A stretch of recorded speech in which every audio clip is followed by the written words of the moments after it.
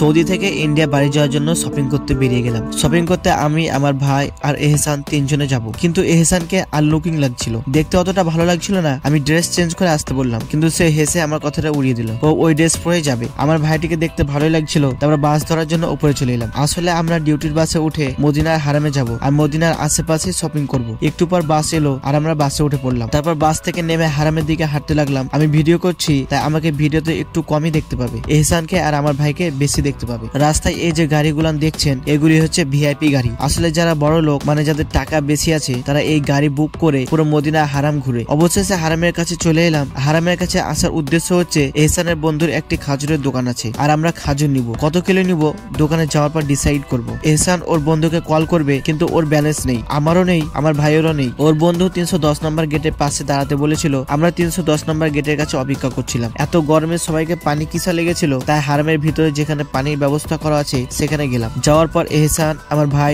দুজনে পানি খেলো, তারপর আমিও পানি খেলাম। এরপর এহসানের বন্ধুকে কল করার জন্য নেট খুঁজতে লাগলাম, কার কাছে পাওয়া যায়। একটু ভাবার পর আমার নেটটি আমি ওপেন করলাম আর হঠাৎ দেখি কার ওয়াইফাই অন ছিল, আমার মোবাইলে কানেক্ট হয়ে গেল। আল্লাহ যা করে ভালোর জন্য করে। নেট কানেক্ট হওয়ার পর এহসানের বন্ধুকে হোয়াটসঅ্যাপে কল করলাম, দিয়ে বললাম আমরা সবাই 310 নম্বর গেটের কাছে গিয়ে দাঁড়াচ্ছি, আপনি তাড়াতাড়ি ওখানে আসেন। আমরা তিনজনে 310 নম্বর গেটের কাছে গিয়ে বসলাম। কিছুক্ষণ বসার পর দেখি এহসানের বন্ধু চলে এলো। আসার পর তার সাথে তার দোকানের দিকে যেতে লাগলাম।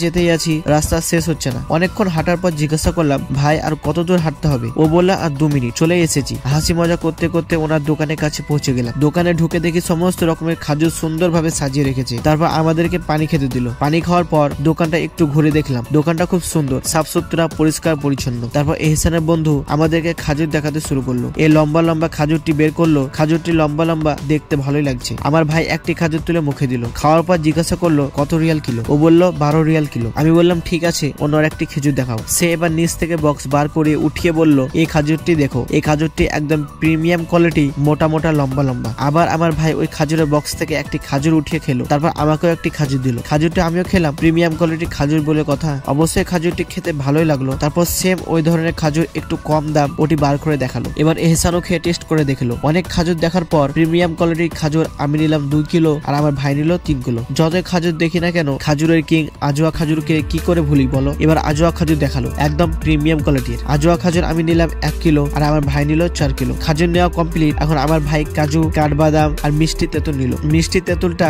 20 রিয়াল দাম ফেলা আছে। আমরা 10 রিয়াল দিব বললাম, কিন্তু ও দিব না বলছিল। তারপর অনেক বলার পর তখন 10 রিয়ালে দিল। তারপর সবকিছু নেওয়া কমপ্লিট, বিলও করা হয়ে গেল। আমার বিল হলো 209 রিয়াল আর আমার ভাইয়ের বিল হলো 470 রিয়াল। সবকিছু শেষ করার পর অবশেষে সবকে একটি করে মাইন্ডা দিলাম। সবাই মিলে ঠান্ডা খাওয়ার পর এহসান বলছে আমি চুল কাটবো। পাশে সেলুন ছিল, সেলুনে ঢুকে পড়লাম। তারপর সেলুনওয়ালা এহসানের চুল কাটতে লাগলো। এহসান চুল একদম ছোট ছোট করে কাটলো, আর্মিদের মতো। দেখতে ভালোই লাগছিল, অতটাও খারাপ লাগছিল না। আজকে ব্লগটি এখানে শেষ। ব্লগটি ভালো লাগলে চ্যানেলটিকে সাবস্ক্রাইব করো, লাইক করো। দেখা হচ্ছে অন্য একটি সুন্দর ভিডিওতে। ততক্ষণের জন্য ভালো থেকো।